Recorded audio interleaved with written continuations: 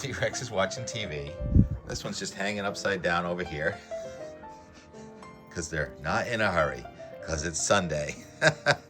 Come on, Steve. Come on, T-Rex. Let's go. I know it's not the prettiest day, but we'll make do. Oh, he's stretching it out. Come on. Come on, kids. Let's go. Let's go. Let's go. Steve? A shout out to everybody, my parents, everyone that's had children. I don't know how you do it. I can barely handle a dog and a cat. T-Rex dresses himself. All I gotta do is put the leash on, feed him, open the door, and that's how he loves to start his day. Then the other one, Steve, also gonna put a leash on him, cat on a string, as they say, and we're out the door. Not in a hurry Sunday. I think I can get away with not using my noise canceling lavalier so we can better hear the birds singing.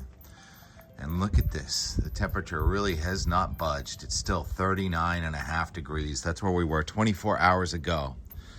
And so much has gone on. Not here. It's been quiet here. The flow in from the ocean. Yesterday, I couldn't believe it as the temperature kept falling, and then Peter Lavasco says it's snowing in Gloucester. The water temperature is 42, and usually that keeps us warm enough so it does not snow near the coast. And with a thickness of 548, almost certainly doesn't snow. So yesterday was a total play-by-play kind of day, and that ice storm turned out being as bad as it could possibly be and is not over yet. The dynamics at play, fluid dynamics. What is wind? Wind is air moving from high to low pressure. The North Pole, where it's been dark, it's finally getting light again, fills with cold. That cold air is heavy and dense, and it wants to sink south. At the equator, the sun shines brightest. That air is hot. It rises and tries to go to the North Pole. The Earth spins out from underneath it, so the sun and gravity are responsible for weather on Earth. And what happens in a situation like this, where you had 83 degrees in New York City yesterday afternoon, at the same time it was 34 degrees in Boston, where indeed a trace of snow did go into the books yesterday. That is the exact meeting point of that air from the equator and that air from the North Pole. Usually it's spread out over hundreds of miles or thousands of miles. Yesterday it was spread out within 100 miles of one another. And that cold air with the high pressure moving across southeastern Canada undermined the warmth. So it was called a backdoor front when the cold moves from Maine to Massachusetts to New York City. And that's what happened. And here's the temperature map this morning. I often talk about this. The first place you notice warm air advection is in the Champlain Valley, where it's 36 degrees in Burlington, Vermont, with a light breeze from the south. And it's still 32 degrees in Worcester, Massachusetts. And we're still in the 20s in Maine. So that high pressure system is maxing out on us this morning, the one that's moving to the northeast. So that's a very cold high pressure system, about 1028 now over Nova Scotia. We've been tracking it for a week. And the low pressure system that's pushing the warmth in our direction is about a 998 low in Illinois. And down there from Illinois to Mississippi today is a major severe weather outbreak. So storm chasers are activated. There are going to be tornadoes on the warm side. Meanwhile, here on the north side of the low and the warm front, it was a cold front yesterday, it's a warm front now. The ice storm is all it could be. 3 days ago, I was not really acknowledging it too much. I didn't think, especially because of this time of year, that it would be that bad. And then I ran that model a couple days ago, that Fram model, and it came out with a ½ inch or more of ice. And then 2 days ago, it came out with more than an inch of ice. And that's what's happening. Here is a view from somebody in Ontario taking the brunt of this ice storm, looking at his house with a branch falling on the house. How'd you get outdoors quick enough? So many images coming from Ontario, measuring more than a ½ inch of ice accretion on the tree branches and power lines. That adds hundreds of pounds to the branches and the power lines. And this image from Killington, the access road this morning. There is no electricity at Killington today, and the access road was shut because a whole utility pole with the ice accumulation was weighted so bad it fell across the access road there. And there are many places without electricity this morning. Hardest hit is Ontario, with more than 250,000 customers without electricity. And next up is Michigan and New York and Vermont. But it's still going in New York and Vermont. And the top of Mount Washington this morning is just near freezing. But if you look at 5,500 feet, it's 35 degrees. So it's warm enough for rain up in the sky. But at 3,300 feet, it's 23 degrees. So that rain falls into that sub-freezing layer. The sub-freezing layer is not thick enough to turn the raindrops into sleet. Instead, the rain falls and then freezes instantly on whatever it touches. And you have a batch of rain coming through this morning. Yesterday was an incredible powder day in Vermont, where lifts are on hold due to icing and lack of power. We picked up about 8 or 9 inches of snow from Mount Mansfield to Jay Peak, getting the snow stake back to 98 inches. What a day yesterday for powder skiing. Yeah, it was dense, but they say it wasn't too sticky. Now, Maine has the best weather. Yesterday it was pretty dry in Maine. I just checked the webcams at Saddleback, snowing close to a ½ inch an hour, and Sugarloaf, where there was no new snow on the ground this morning. It's also snowing a ½ inch to an inch an hour. So this is day 9 in a row of New England snow, with Maine getting the powder day today.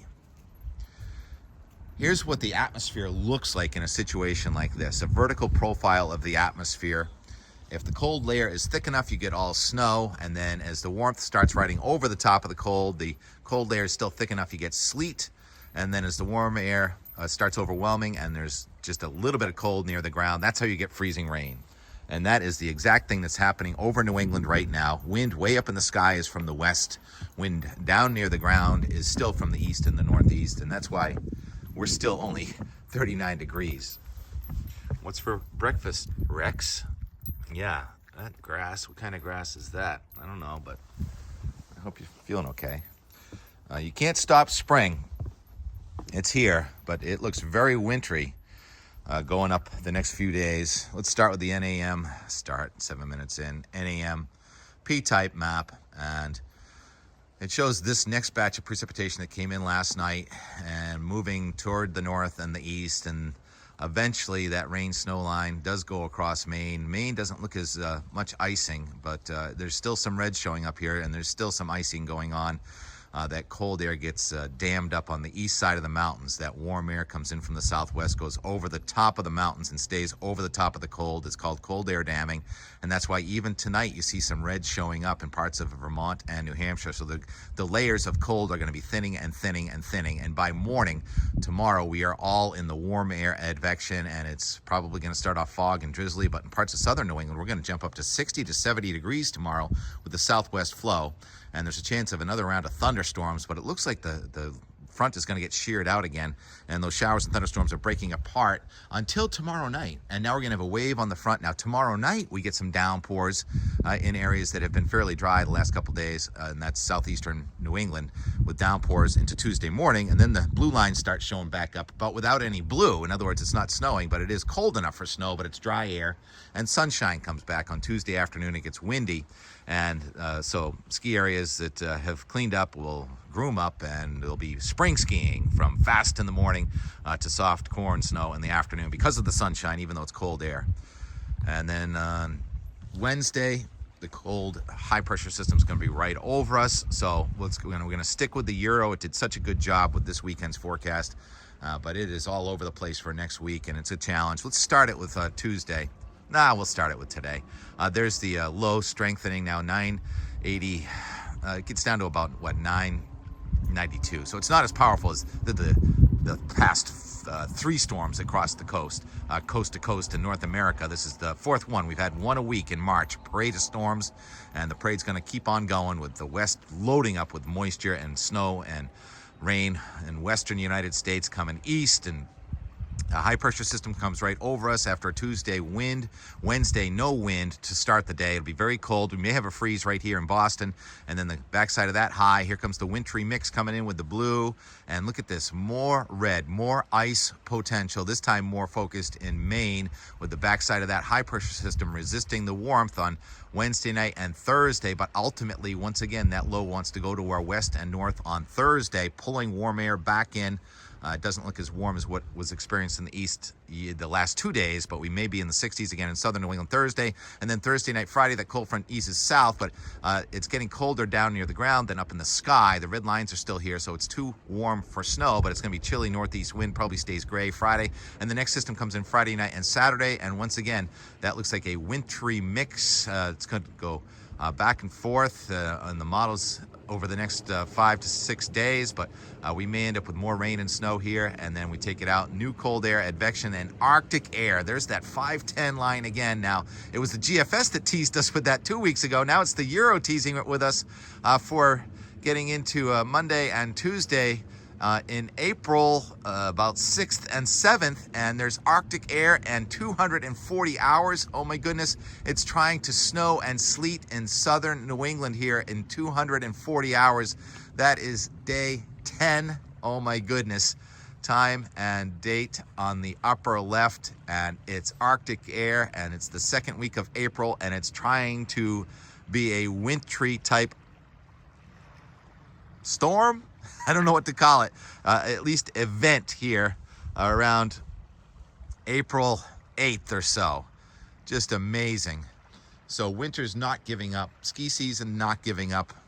There's so much snow on the ground in the highest elevations and where the snowmakers worked it all season long, including areas that made snow last week in that cold air. That last week just saved our whole season for April spring skiing. And so many events like King Pine today is having their closing day.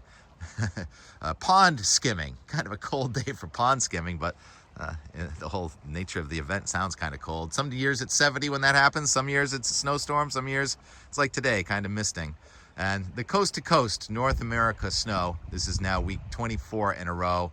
Hope I get in that. We commence week 24 in a row tomorrow of snow coast to coast. And the Sierra Nevada, it looks like it's just going to be one after another day of snow with many feet of snow due in California. And it looks like southwestern Colorado also looking at feet of snow this week. And then we have our bands of snow lifting across into Canada and Ontario. North of this ice storm we just had, more snow. So winter's reloading in Ontario, Quebec. And I have friends, Josh is talking about traveling north to the Chick-Chocks. Is that how you say it? Where also feet of snow are possible. And here in New England, that the 240 hours stops just shy of where snow is supposed to accumulate, if this is anywhere near accurate, over southeastern New England. So we're not done with winter here yet, even though it's turning into April. Goodness, it's 13 minutes in, not counting those little intros. And these, I don't know if they're going to survive or not. Just imagine how many pounds. Oh, look at that. Yeah, this thing is not alive. Oh, well. In this whole event so far, I've only picked up 0.06. So it's the haves and the have-nots. The Enmore from yesterday was a lazy day, just watching the wind and wondering if I was going to see any snowflakes here. We didn't. We had batches of drizzle, and it was very cold, and it was a lazy day, and we had the cat indoors, and a Mitt playing in a bag. There's a Mitt. There's at least Mitt's tail, a cat's tail there yesterday. But we didn't really go out the door until late in the day, so a little bit of watching the weather from indoors, and then a little outdoors, and the sun setting over Turn Harbor, where it is the beginning of the Reload the Boats and Docks season. The OPYC docks went in yesterday. Full winter regalia on the crew that put the docks out with a tailwind. The wind from the northeast there was pretty good, and because of the new moon, it was a very high tide, favorable for floating docks. All right, here's the Enmore on your Not in a Hurry Sunday, and we'll talk to you on Monday. Let's try not to be in a hurry on Monday either. What do you get there? Something in your paw, Steve? I'll take care of that. All right. Talk to you later. Or right now, and more from yesterday. Mostly just watching the weather from indoors today. And it's been gray, and we've had some mist and drizzle, but it's getting more exciting off to the north here. 36 degrees in North Weymouth. And look at that light snow reported in Bedford at Hanscom Field. So just north of Boston, just west of Boston. There's some snow coming out of the clouds, even though thickness is about 548. Look at that plane landing toward the east there, right over Boston.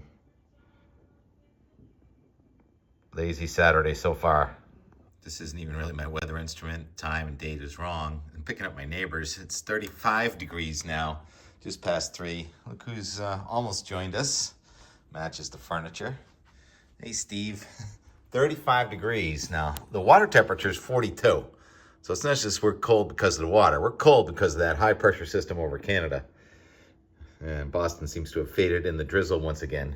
No dendrites, no snowflakes here in Weymouth so far, but not far away. There have been snowflakes. Mother Nature defies the forecast.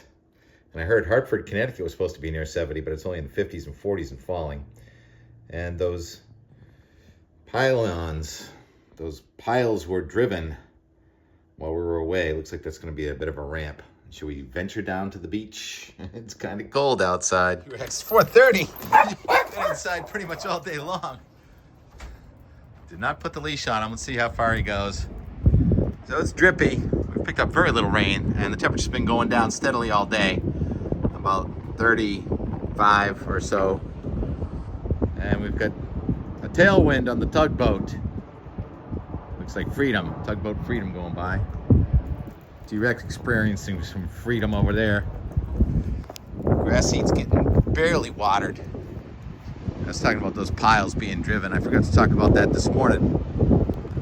Yep, so it looks like they're gonna build a walkway from the beach up to the respective so-called boardwalk. It's gonna be made out of stone and concrete. Brisk, what a day. Bill in southwestern Connecticut says he just went from 78 to 55 degrees in about 20 minutes. It's now called a backdoor cold front. Remains a very narrow band of precipitation. We've been just on the southern edge, 0.04 inches. Not even enough to dampen the warm chow garden. Most of the rain here is coming in Sunday, Monday. And all this water is rainfall, melted snow and ice from 2025. Just about filled the bucket. But it's been allowed to evaporate also. But we've had a good amount of rain here. And snow. Well, we had a lot of days with snow. And we did have more than a trace of snow in March. Remember that one Thursday, about 2 or 3 weeks ago? Montauk daisies. Those get pruned the first week of July. All right, Rex, let's go inside. Come on. Good boy. Other way. Other inside. This one. Yeah.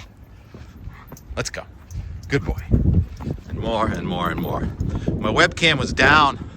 That's why I didn't show the time lapse this morning. I didn't know why.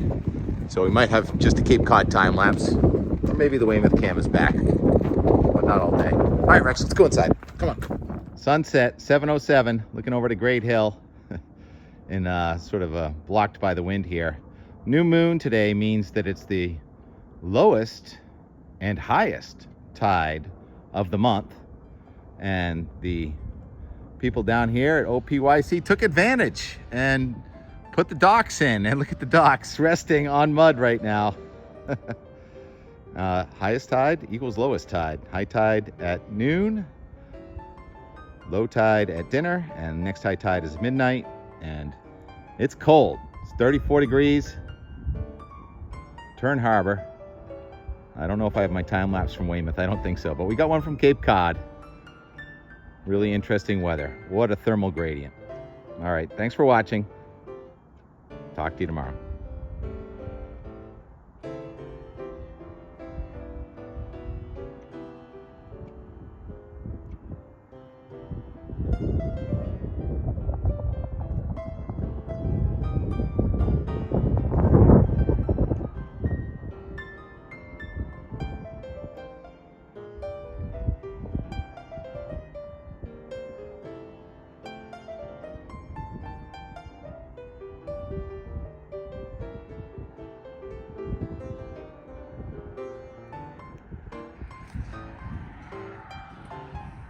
Sorry to bother you.